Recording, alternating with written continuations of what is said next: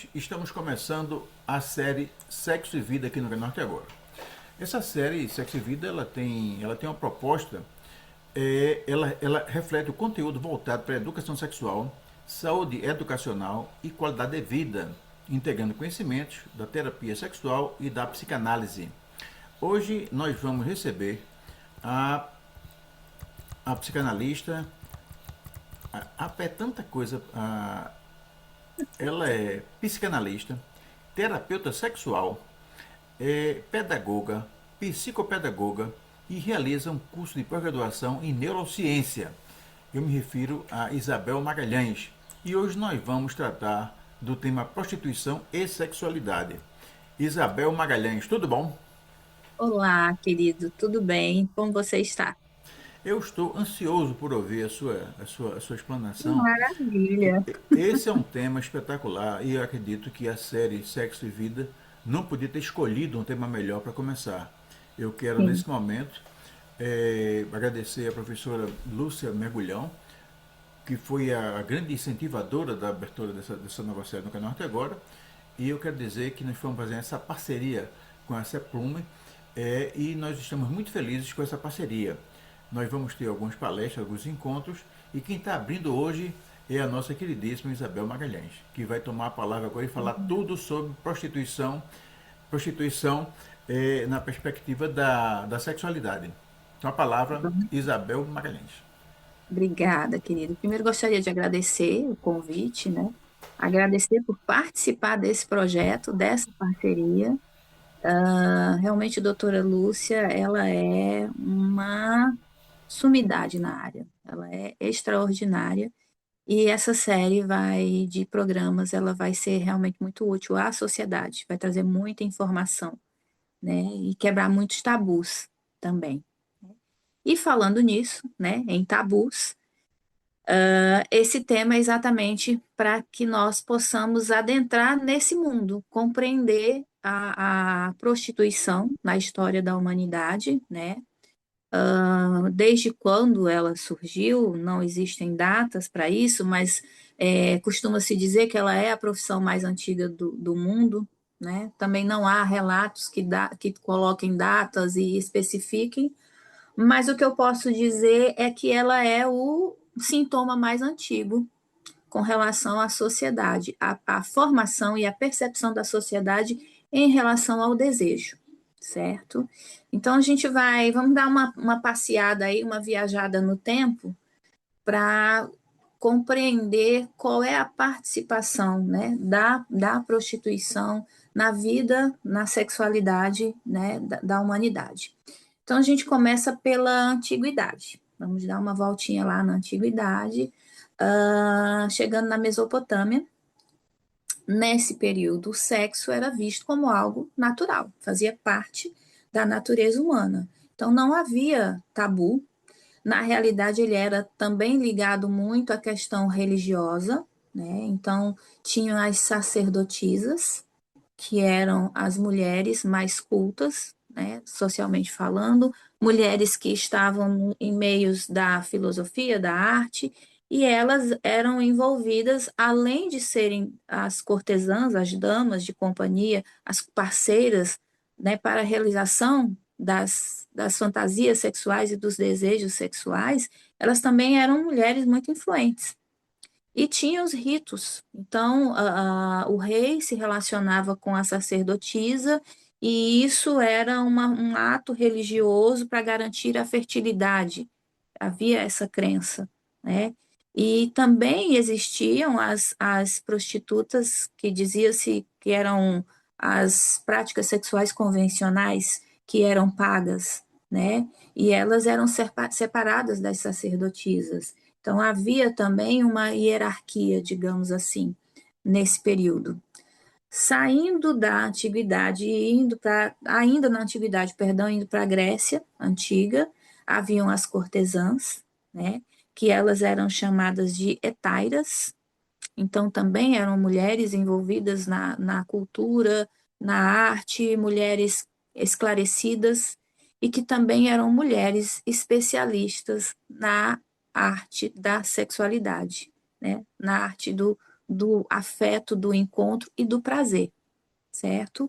Essas mulheres, além delas, das etárias, existiam as pornai, daí vem o nome pornografia, originário, né, do grego, que eram as prostitutas de não de uma área nobre, digamos assim. Elas eram as prostitutas das áreas mais simples, das periferias, mas que elas participavam, moravam e trabalhavam em bordéis, né? Então, os bordéis também são muito antigos, essa prática da busca do prazer em locais específicos, né? Já nesse período, acontece essa fragmentação do feminino. A mulher para amar e respeitar e a mulher para o prazer. Mais à frente, Freud ele adentra nessa área, quando ele começa a estudar a sexualidade, né, do ser humano, ele aborda essa fragmentação, né, o porquê uma mulher só não pode ser o amor, o prazer e o respeito. Ele precisa, porque o homem não consegue juntar, ele tem que fazer essa cisão ao invés dessa fusão, né? Porque uma mulher não pode ser tudo, entende? E aí ele vem, né? O desejo, que é o intelectual e o sexual, e o afeto, que é a mãe, a reprodutora, a cuidadora, o lar, o exemplo, né? A pureza, certo? Partindo daí, a gente vai para a Idade Média. E aí os bordéis, na Idade Média, eles eram vistos como a válvula de escape, porque já tem também a questão da ascensão da Igreja Católica, a influência muito grande, né? Já vem a noção do pecado, o casamento, a fidelidade, o pecado muito, muito forte, a repressão feminina nesse sentido. Então, as mulheres elas tinham que ser puras e castas para serem mulheres para casar, né? Mas os homens precisavam da mulher para o prazer. Então, onde eles encontravam a mulher para o prazer? Eles encontravam nos bordéis, na prostituição, certo? Inclusive, tem relato de que Santo Agostinho dizia que a prostituição era um mal necessário, para que não houvessem outros perigos. Então, o adultério, né, a questão da violência, o abuso de donzelas. Então, era exatamente como falavam, era a válvula de escape da época, né? Depois desse período da Idade Média, vem a modernidade. E aí a prostituição ela já começa a ser mais organizada, mais institucionalizada. Então, há a cobrança de impostos, inclusive, não só do governo, mas da igreja também. E vem algumas regras. Então, os bordéis, eles tinham locais específicos para ficar. Eles não ficavam em áreas nobres e muito menos perto de igrejas.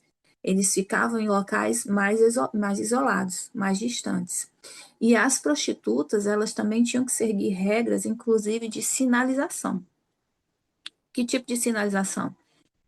Quando elas andavam nas ruas, em meio à sociedade, elas tinham que ter uma vestimenta ou um lenço, algo que mostrasse o que elas eram. Então veja que absurdo, né? Os homens, a sociedade precisava dessas mulheres, mas elas eram marginalizadas e eram vistas com muito preconceito. E as mesmas pessoas que tinham preconceito eram as que frequentavam os bordéis. Quem condenava usufruía, certo? E aí vem na Idade Média também muito forte o controle da sexualidade feminina.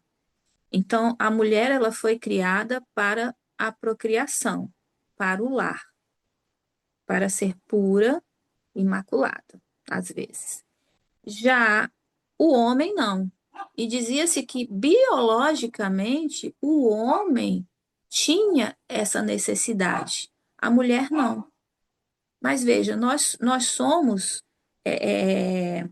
seres sexuais.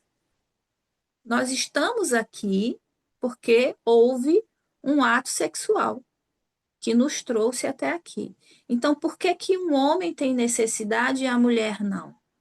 E isso ele vem entranhado na história da humanidade e vem passando por uma transgeracionalidade, onde a mulher realmente acredita que ela não foi feita para o prazer ou ela não precisa pensar. Mulher não pensa em sexo.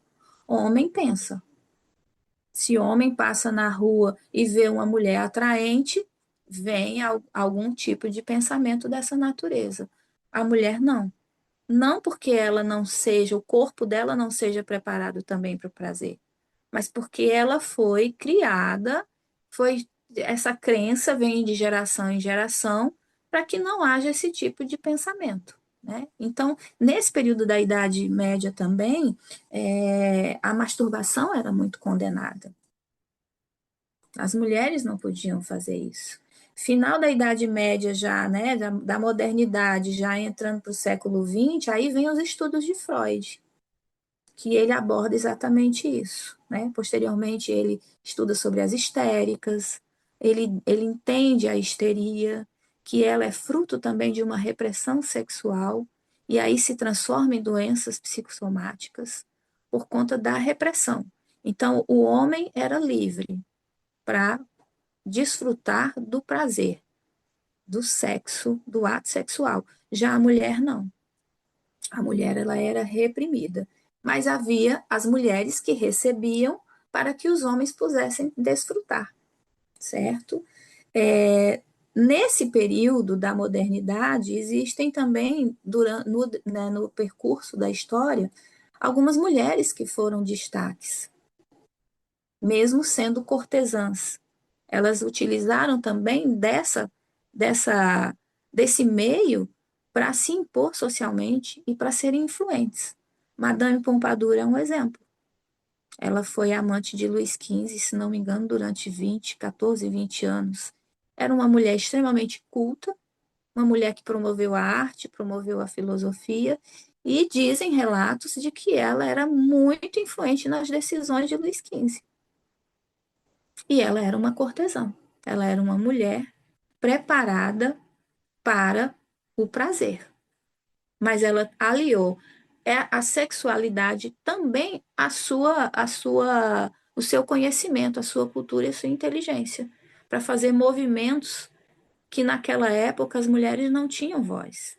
Desde a Grécia, as mulheres não tinham voz, as mulheres não tinham vontade. As esposas eram esposas, ficavam confinadas lá na Grécia, ficavam confinadas e eram mulheres que a única função seria procriar e cuidar do lar, né?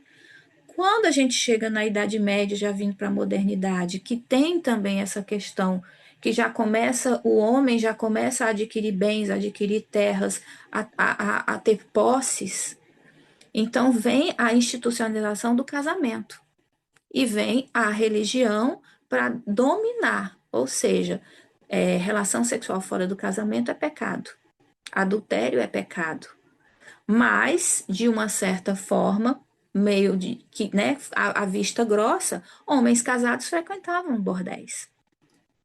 Havia filhos bastardos nessa época, né? Algumas prostitutas conseguiam criar, outras não. Então, sempre a repressão foi para o feminino.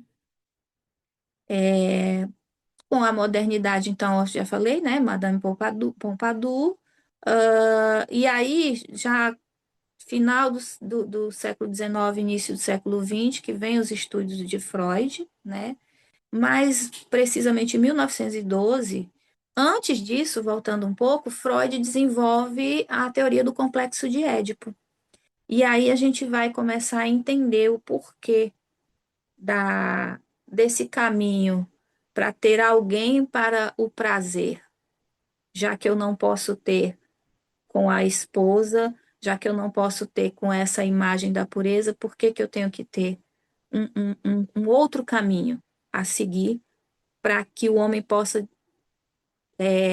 satisfazer as suas necessidades, né? Satisfazer a sua necessidade de prazer.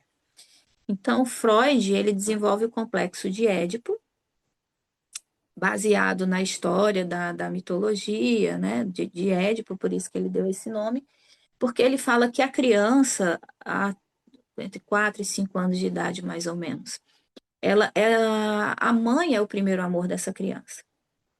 Então, nesse período, a criança tem como a mãe como seu grande amor e o pai, por um período, ele é o rival.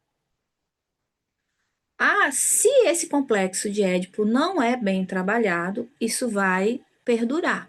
Então, nesse período, é interessante que pode acontecer, por exemplo, né, quando a criança está nessa fase do complexo de Édipo, dela não querer que o pai fique perto da mãe, dela entrar entre os dois, ela falar que a mãe, ele fala que a mãe é dele. Então, nesse período, o pai é a lei, a mãe é a ordem. Então, o pai é muito importante nessa fase para chegar para a criança e deixar os papéis claros. A sua mãe te ama, sim, sua mãe lhe ama demais, você é muito importante para nós. Eu também te amo. Mas deixar claro que a mamãe, a relação da mamãe, desse afeto, é com o papai. A relação de amor é com ele e com todos. Então, isso às vezes não é muito bem trabalhado. Quando ele parte desse pressuposto, né, dessa teoria, ele fala que quando o garoto vai se desenvolvendo, chega uma determinada fase, que é quando ele começa a se relacionar, que ele transfere para a mulher, para a namorada ou para a esposa, essa imagem da mãe. Mas a mãe é sagrada. Então, veja, se eu entendo que eu desejo minha mãe, mas eu não posso ter esse tipo de sentimento por ela, porque ela é sagrada, ela é intocável. Então, eu vou reprimir esse desejo. E quando eu conheço alguém que eu amo e que eu me relaciono, que eu faço essa transferência, como que eu posso desejar, ter fantasias, querer realizar as minhas fantasias sexuais, querer desfrutar do prazer com alguém que eu também vejo como alguém puro, como alguém que eu preciso respeitar? E aí entra o quê? Essa cisão. A mulher para amar e respeitar e a mulher para ter o prazer. E aí se encaixa com a prostituição. Porque o complexo de Édipo, apesar de ter sido descoberto por Freud tempos depois, mas ele sempre existiu. Essa confusão sempre houve na psique humana, né? Freud desvendou. Com essa teoria, né, do complexo de Édipo, ele vem também com o complexo Madonna prostituta, que é exatamente essa cisão, né? A mulher para o prazer e a mulher para respeitar. O homem não consegue fundir, ele divide, ele não consegue compreender como que eu posso desejar, realizar minhas fantasias, ter relações sexuais das formas como eu quero, nas posições que eu quero, falar no ato sexual o que eu desejo falar, se eu vejo essa mulher como uma pessoa que eu preciso respeitar imensamente. Então eu vou procurar alguém que possa satisfazer essa minha necessidade, né? Algumas prostitutas em documentários que eu assisti, elas falam, inclusive, que elas não são só a, a carne para ser desejada, elas também são ouvintes, elas também conversam, os homens conseguem, além de se sentir em um lugar seguro para liberar suas fantasias e para liberar seus desejos, eles também se permitem ficar um pouco mais vulneráveis para falar sobre si, sobre suas dores, sobre situações que os incomodam. É um lugar de desabafo. E algumas delas falam: a gente, além de prostituta, a gente também tem que ser psicóloga deles, para ouvi-los e acolhê-los, certo? Quando a gente sai voltando para a linha do tempo, quando a gente sai do século XX, século XIX, ainda no século XX também, no início, houve uma preocupação muito grande com a saúde pública por conta do evento da sífilis, que tornou-se uma epidemia, né? Então, a prostituta, nesse período, ela foi vista como um perigo para a saúde pública. Então, sempre há uma condenação à prostituta, mas nunca se fala de quem paga, de quem usufrui.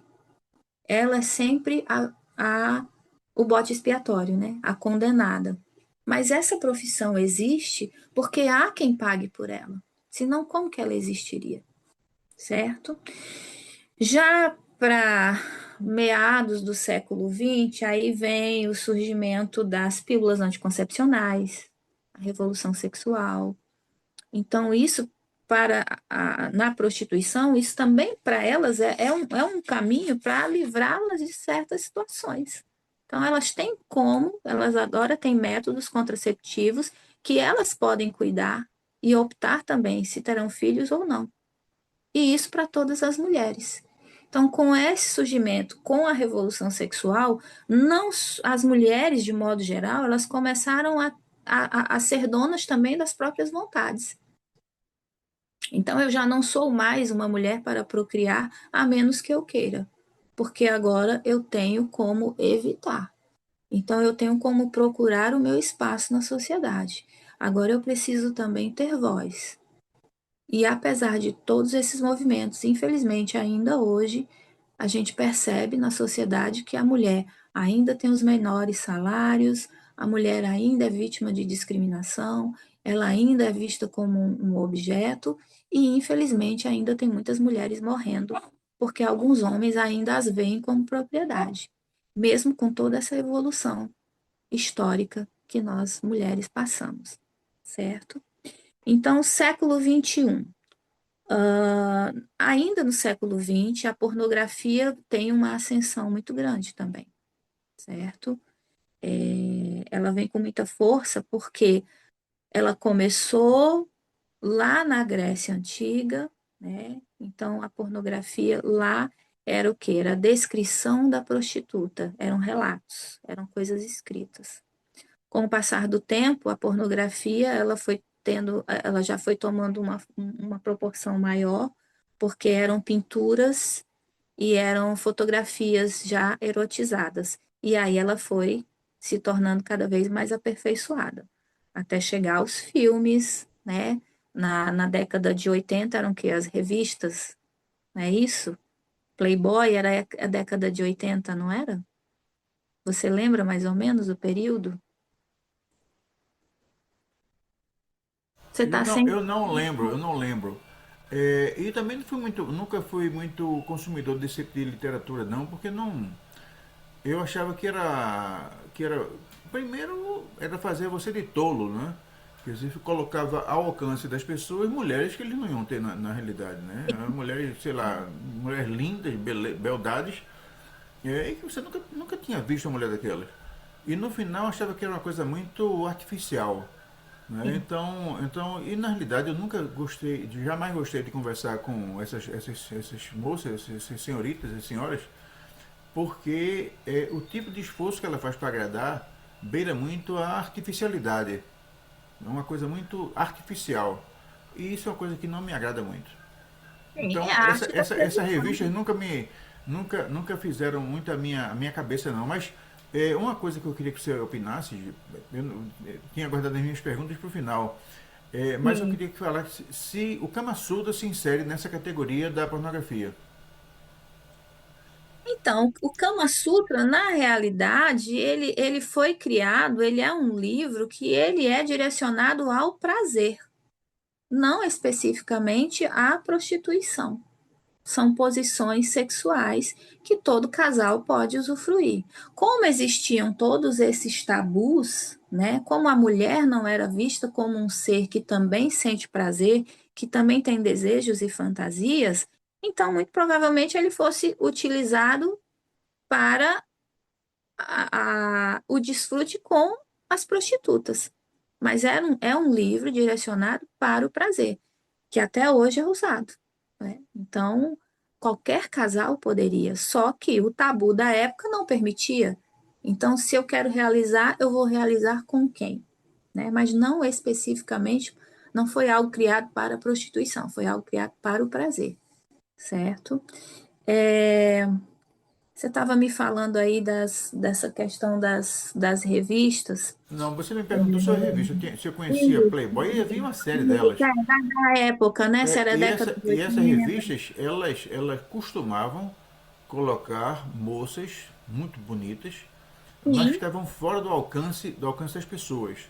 Eu sim, lembro que na época tinha um colega de trabalho que ele jurava que aquelas moças das revistas estavam na esquina.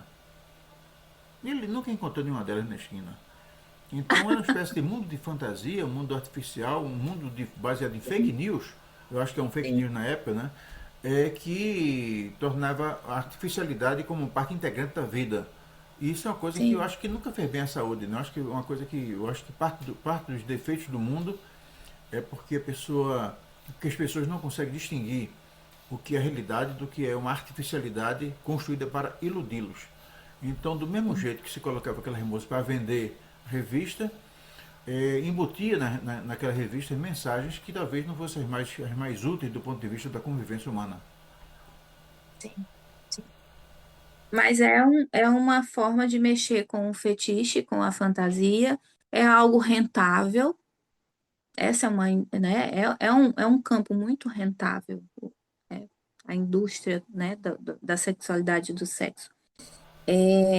Vamos para o século XXI, para o avanço da tecnologia. Então, qual é a relação dela com a prostituição? O acesso é muito mais rápido, muito mais fácil, né? Existem aplicativos, sites, né, de prostituição digital, existem acesso a encontros, a contratos, existem as acompanhantes de luxo, e a gente pensa assim, nossa, já evoluiu muito, as coisas já mudaram muito da Grécia Antiga para cá, mas é interessante porque são as cortesãs da atualidade, né? São mulheres cultas também, que falam vários idiomas e que acompanham os homens, né? São contratadas para isso, mas também continua existindo os bordéis, continua existindo a prostituição que existe há séculos, e agora tem uma nova nomenclatura, né? Falam agora que elas são do job, então algumas prostitutas elas se nomeiam dessa forma, para que não haja também uma visão, esse estigma da prostituição, essa visão muito preconceituosa, muito marginalizada. Então, agora usa esse termo, né? Algumas moças usam esse termo para se identificar.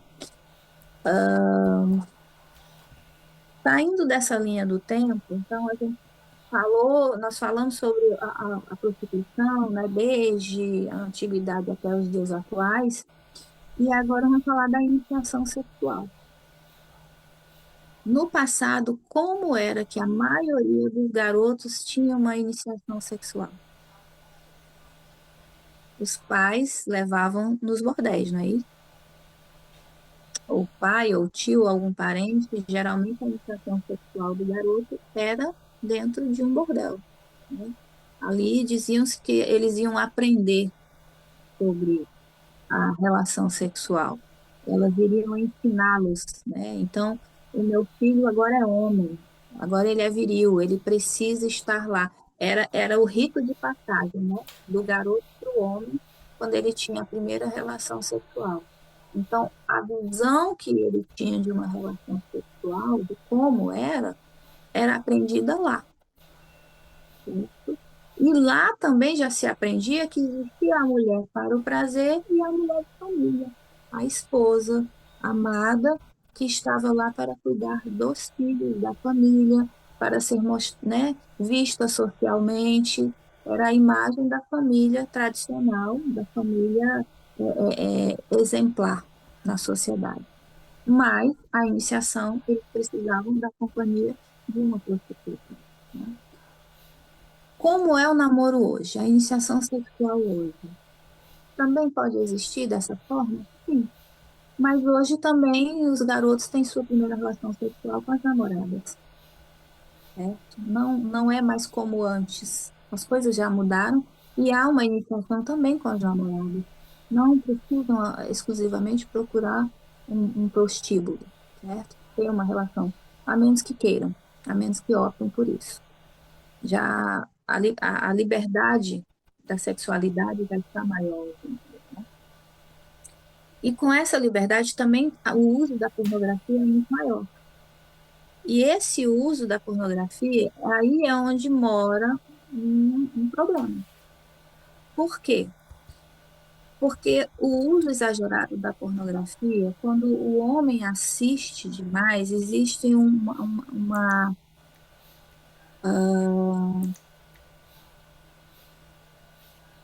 excesso de imagem, um excesso de informações.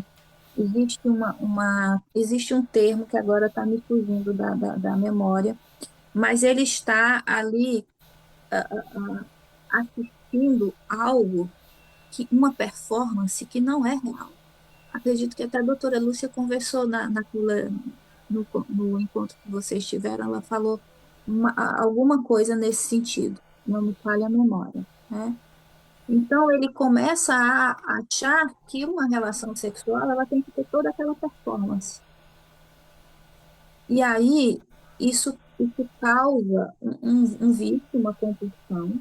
O vício na pornografia, ele age em áreas do cérebro, as mesmas áreas que a cocaína age no ser humano.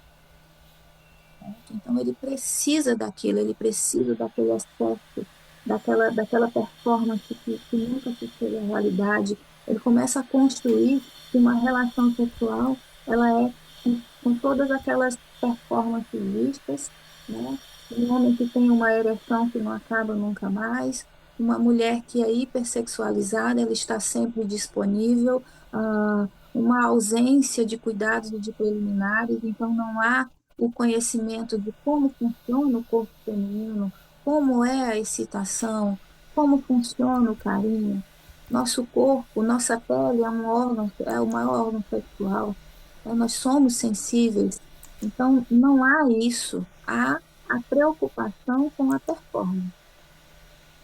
E aí pode ter consequências na vida sexual do casal ou do indivíduo que tem o abuso do uso da pornografia, né? Então, ejaculação precoce é muito comum, problemas de ereção é muito comum, ele não consegue ver na parceira mais algo que o supre, porque o que vai supri-lo é aquele excesso de imagem, né? Aquele excesso de performances que não se alcança. E isso traz alguns transtornos e alguns problemas, certo? Deixa eu ver mais o que a gente poderia falar a respeito. Eu acredito que é isso, né? Essa visão que o homem tem ainda de não conseguir distinguir, que não conseguir fundir que o prazer e o afeto podem estar juntos para que haja uma relação saudável com a esposa, um diálogo, né? As mulheres ainda se privam muito de sua sexualidade, de suas fantasias. Eu percebo isso no setting. Algumas mulheres, quando eu pergunto qual é a sua fantasia sexual, elas param. Não sei. Não, não tenho. Tenho. Elas estão no inconsciente. Tanto é que os nossos sonhos, olha como nós somos uma máquina perfeita, né? Nosso inconsciente ele é liberado também nos sonhos. Então, as fantasias são liberadas nos sonhos. E as mulheres têm essa repressão muito grande, né? Também acontece, por exemplo, no setting analítico, da mulher me perguntar se é normal ela pensar muito em sexo, por conta dessa transgeracionalidade que mostra que a mulher não pode pensar. E isso vem entranhado em nós. E é preciso que isso seja trabalhado. São casais que conversam, casais que têm a intimidade real, porque estar nu diante do outro não significa intimidade. Intimidade é quando há a cumplicidade, quando há o diálogo, quando um revela para o outro uma necessidade e os dois decidem, né, entram em um acordo e vão ter prazer juntos, né? Não é eu dar prazer para o meu parceiro, eu sentir prazer com o meu parceiro.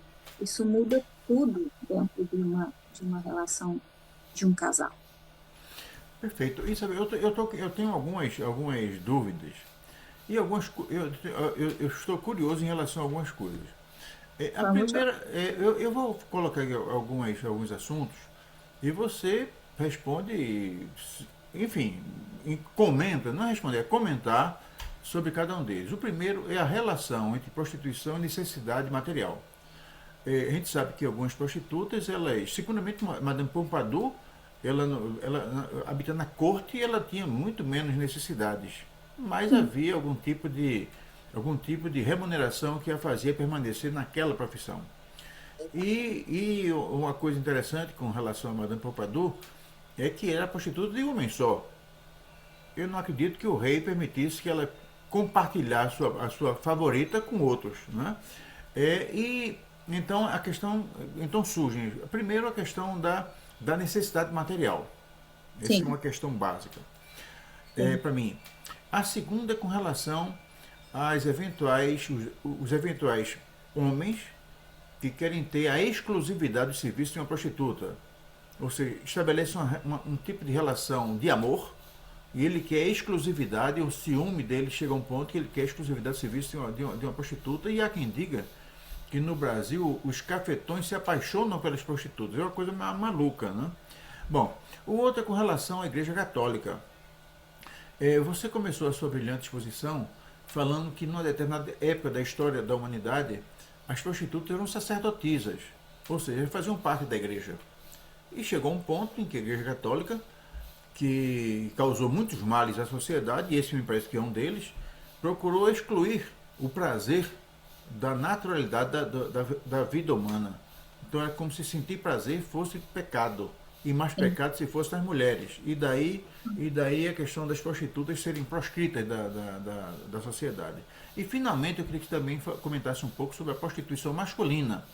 Nós falamos muito da prostituição feminina, mas nós sabemos que da mesma forma que existe a prostituição feminina, também existe a masculina, seja ela para atender homossexuais masculinos, seja ela para Uhum. atender mulheres. E eu queria que você comentasse, a gente chegasse esse finalzinho de programa tão espetacular, quer dizer, a série está sendo estreada de uma forma magnífica, fizesse um comentário sobre essas questões. Tá, então vamos lá. A primeira pergunta, você falou da questão financeira, né, social, né, isso desde a Idade Média, desde a Antiguidade, já é um ponto, né?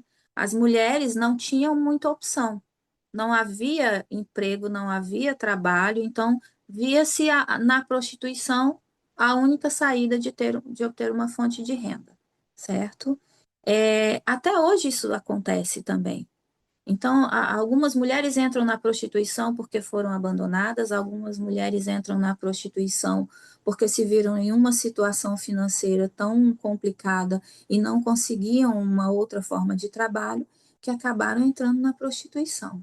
Isso aconteceu no passado e acontece na atualidade, de não ver outra saída. Outras optam por essa profissão, né? Então, eu assisti inclusive um documentário ontem, uma moça muito jovem, ela falando que ela estava desempregada, sem nada para comer em casa, com um filho pequeno, entrou em desespero. Chegou uma pessoa e falou: Olha, você é jovem, você é bonita e eu tenho um caminho que eu acredito que vai resolver a sua situação. E aí ela levou. Ô Isabel, deixa eu contar uma coisa muito, muito. Um dos meus livros, eu lancei em Cuba, na feira do livro de Havana. E quando eu cheguei lá, eu estava com alguns autores e um deles comentou muito interessante, assim, muito. Eu não lembro se era um misto de prazer com esperançoso, mas o fato é que ele me disse que em Cuba era possível se ter uma relação sexual com mulheres com médicas, com não sei. E ele começou a falar lá, né? E disse até um preço, né? Veio um preço.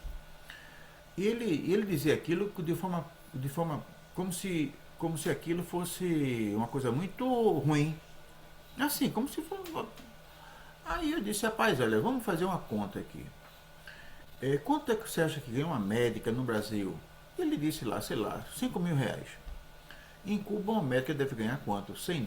Tem uma série de serviços que ela recebe, porque o Estado proporciona aquilo, mas o salário é muito baixo. E vamos imaginar que fosse, só para a gente poder imaginar assim, que fosse US$ 100. E segundo ele, esses números eu estou falando só por uma questão de figuração. Sim, Mas imagine que o salário lá, para uma médica, fosse US$ 100. E ele disse que com US$ 500 era possível sair com qualquer uma delas. E aí eu perguntei, no Brasil, quanto é que é o salário de uma médica? Sei lá, 5 mil? Diga, imagine que você ofereça a alguma delas R$ 25.000 para passar uma noite com você. Quantas não vão aceitar? e Então, aí? então você lá, você fez exatamente isso. Você oferecia por uma noitada 5 salários mensais. Né? Ela ganhava lá 100, você oferecia 500. Aqui uma ganhava 5 mil, você oferecia 25 mil. Será que alguma não ia aceitar? Então me parece, e eu evoquei esse exemplo para falar das moças que trabalham no comércio, que tem um salário muito baixo, muito baixo. E me parece que a vida na prostituição paga muito mais do que aquele salário tão ridículo que se paga no comércio. Então a própria estrutura salarial no Brasil faz com que moças que talvez não tenham essa formação mais sólida se adquire em casa, elas se sintam muito tentadas a tentar ganhar a vida dessa forma. Talvez esqueçam que, por exemplo, a profissão de prostituta, ela é tão curta quanto é de jogador de futebol. Talvez mais curta, porque uma moça que tem 25 anos, talvez em alguns ramos da prostituição já esteja velha, porque ela está sendo substituída por uma que tem 18. Sim, Então aí talvez ela vai ter que ser cafetina, né? Existem cafetinas de sucesso, nós sabemos disso. Mas é uma profissão muito curta. E aí, sim. com relação à questão da relação da prostituição com a questão de sobrevivência financeira, eu acredito que tem esse impacto muito forte. E era muito antes, né? Quer dizer, não era só financeira, mas também era um Sim. pedaço de pão. Nos períodos de guerra, a gente sabe, né, um período de pão, um prato de sopa, enfim. E aí é interessante porque, assim, são situações e situações, né? É algo muito delicado até para se falar. Mas como a mulher é colocada como objeto, como ela é um produto que se vende, né? Então, eu estou com fome, eu vou oferecer serviço. Isabel, só com relação a esse negócio da mulher como produto, eu só vou dar um exemplozinho que é muito atual, mas é importante que as pessoas em casa percebam o alcance disso que Isabel falou. Um dos escândalos mais recentes da vida do Brasil vem sendo protagonizado por um trambiqueiro chamado Daniel Vorcaro. Daniel Vorcaro fez uma rede de influência junto a autoridades, deputados, senadores, ministros, enfim, uma série de pessoas. E entre os instrumentos que ele usou para capturá-los estava a oferta de festas, de festinhas. E estão sendo famosas festinhas que ele fazia numa casa em Trancoso, lá na Bahia. E nas festinhas, as pessoas chegavam, eram forçadas não, eram convidadas a deixar o celular na entrada, que só quem filmava era ele filmava tudo, ele tem tudo filmado e vazou. E as moças eram estrangeiras, eram basicamente suecas, russas, ucranianas e polacas, eu acho. E tinham algumas características. Uma delas é que todas elas eram muito bonitas. Padrão de beleza europeu. O brasileiro gosta muito. Segundo, todas elas eram muito permissivas. Topavam qualquer coisa. E finalmente nenhuma delas falava português. Ou seja, é a mulher coisificada. É a mulher Coisifica. tratada como coisa. Quer dizer, Isso. não havia nenhum tipo de relação. Sabia o nome, nenhum nome sabia. Chegava Não há aqui, necessidade. Não há necessidade. É a satisfação, né? É a satisfação da necessidade e a relação de poder. Eu tenho, eu pago. Então eu trago quem eu quiser. Eu escolho. Eu quero assim, assim, assado. Eu quero alta, eu quero baixa, eu quero magra, eu quero gorda, eu quero loira, eu quero morena. É assim que eu escolho, porque essa relação de poder também existe desde a antiguidade, certo? Com relação à sacerdotisa e à Igreja Católica, a sacerdotisa eu vejo assim no sentido de uma coisa mais não ligada, eram cultos, eram crenças religiosas, sim, mas é como eu falei, não existia o tabu. O sexo era algo da natureza humana, certo? Por que que com a ascensão da Igreja Católica Mas isso continua, não é? continua? Pois, Só não é e a Igreja Católica vem barrando isso. Ela quer mudar a natureza do cristão. Essa que é a grande realidade. exato. Então, mas veja, se a igreja, por exemplo, né, ela não impõe o celibato, como que ia ficar a distribuição da riqueza da igreja?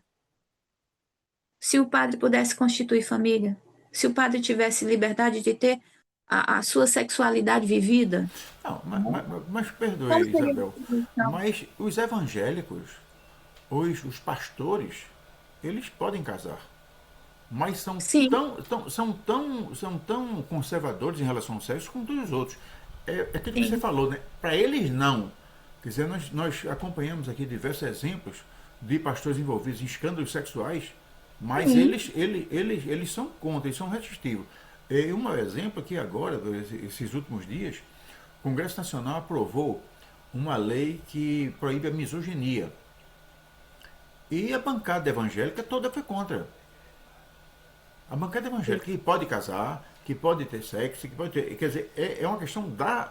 Eu não sei se é da religião, eu não sei, eu não sou religioso, mas me parece que é uma questão muito entranhada na pessoa, que vem da igreja. E a gente não pode esquecer que os evangélicos vêm dos crentes, os crentes vêm do cristão. É tudo uma linha só, não é? Exatamente. Martinho Lutero, ele era frei ou alguma coisa da Igreja Católica, É. não sei se ele era, é, ai meu Deus, como que Mas é chama assim, quando não, mas um padre?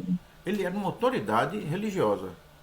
Né? Sim, mas ele era da Igreja Católica antes, né? ele se rebelou contra o catolicismo e criou os A crentes. própria Né?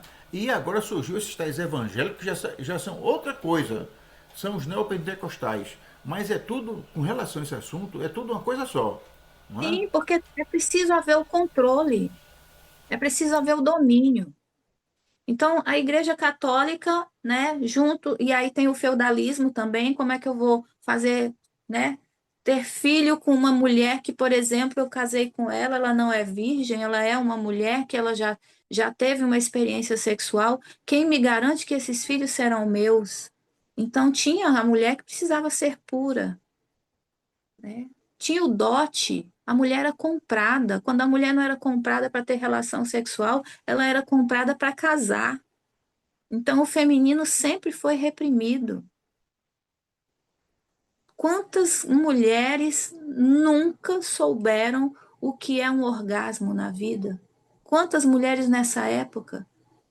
Para quantas mulheres ter uma relação sexual com o marido era uma tortura, né? Tem até novelas antigas, né? Tinha uma novela que eu acho que era com o... Ai, um ator cearense, ele já faleceu. José Wilker. Se não me engano, era ele e a Maitê Proença, que era a esposa, que ele dizia: vá tomar banho que eu vou lhe usar. Então, a mulher, ela é um objeto, mesmo que ela não seja um objeto para o prazer, mas ela foi vista como algo e não como alguém. Então, quando as mulheres começaram a se rebelar, quando as mulheres começaram a se movimentar para ser vistas como alguém e não como algo, tornou-se uma luta muito grande, e é uma luta que permanece até hoje. Quando um homem se sente no direito de matar uma mulher porque ela não o quer mais, essa mulher é uma coisa. Não é um ser humano, ela é um objeto que não o quis. Mas quando ele não quer essa mulher, ele sai da vida dela e tá tudo bem. Não dá mais, não quero mais, conheci outra pessoa e vida que segue. Então, a gente está falando de prostituição, que é algo muito claro que coloca a mulher como um objeto, mas socialmente a mulher também é vista assim, independente dela ser prostituta ou não. As prostitutas, elas são vítimas do preconceito, são marginalizadas, mas é como eu lhe falei, existe porque há quem pague, existe porque há quem banque, certo? Falamos então da necessidade, né, financeira, falamos sobre a Igreja Católica. Qual foi a outra pergunta que você fez? A prostituição masculina. Prostituição masculina. E é muito interessante porque existe a prostituição, ela existe no meio hétero e no meio homossexual. A prostituição existe em todos os âmbitos, né? Em todos os gêneros. E existe a prostituição masculina, sim.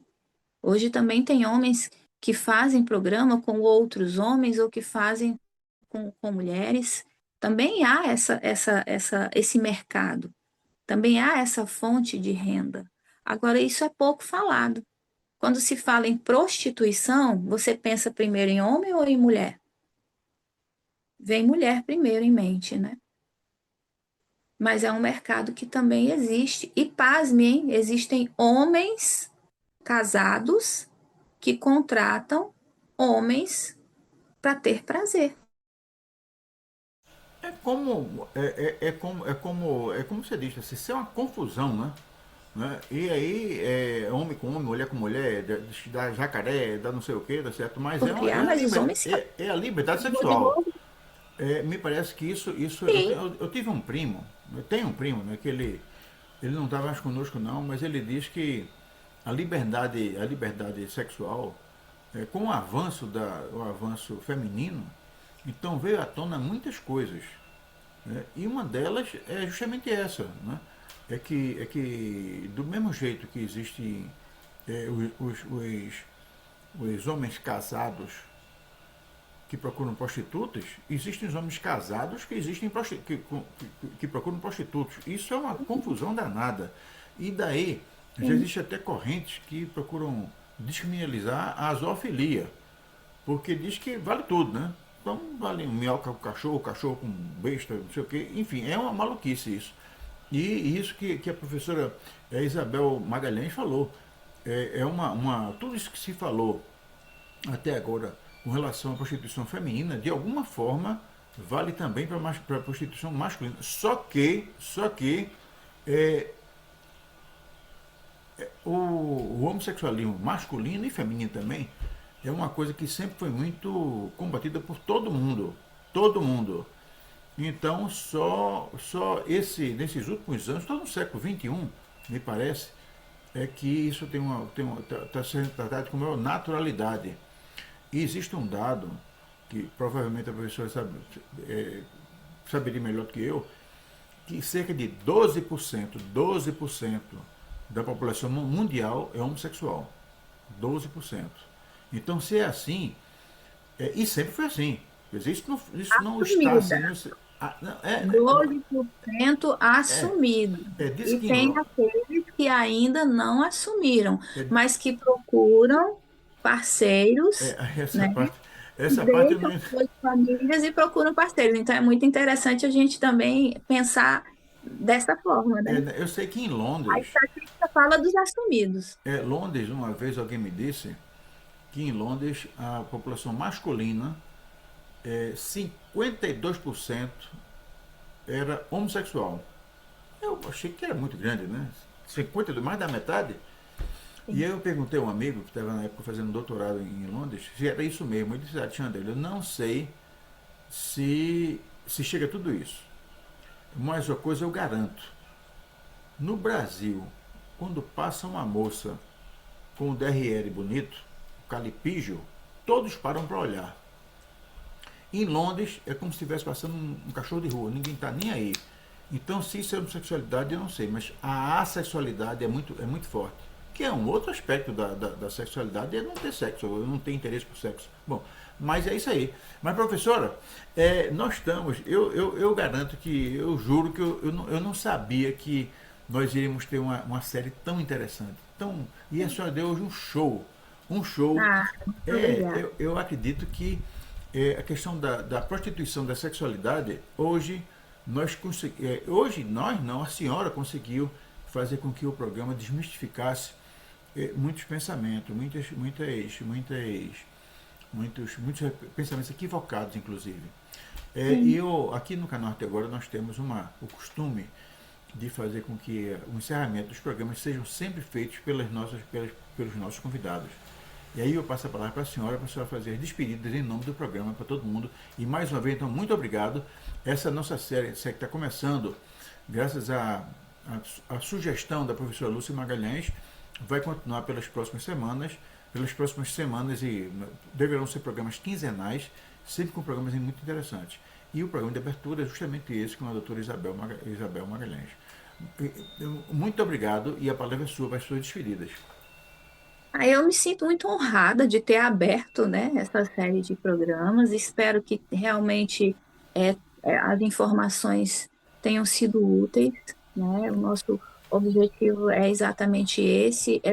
Todos esses programas que virão serão para esclarecer. E a sexualidade, ela faz parte do ser humano, né? Nós temos o direito, homens ou mulheres, de viver a nossa sexualidade com a maior plenitude possível, né? E é por isso que a CEPLUME, ela abre não só o curso de psicanálise, mas também o curso, né, de terapia sexual, para que nós possamos ampliar também esse leque de oportunidade para que os casais também quebrem esse tabu e busquem nas terapias resolver situações, conflitos, traumas, ter uma vida sexual com seu parceiro mais plena, mais prazerosa, se liberte de tabus, se liberte de crenças, né? Infelizmente, eu percebo que os homens ainda são muito resistentes à terapia sexual por medo de estar vulneráveis, né? E principalmente quando essa terapia é uma mulher que está intermediando o casal, né? Existe uma crença de que a terapeuta ela vai pender mais para o lado da mulher, e não é isso. O terapeuta ele é imparcial, o terapeuta não está ali para julgamento, ele está ali para caminhar com o paciente, para que ele consiga entender, para que ele consiga entrar no seu inconsciente e ter uma vida mais saudável. Então, a terapia de casal, o objetivo é fazer com que o casal consiga conversar, consiga entender o que é intimidade de fato, certo? Estou muito feliz com esse momento e agradeço demais, né, por essa parceria, que eu acredito que os programas daqui para frente virão profissionais maravilhosas e eu espero que o público goste e que acompanhe todos os programas para que tenha cada vez mais acesso à informação. Então, é isso. Muito obrigada, obrigada a todos e um abraço, querido.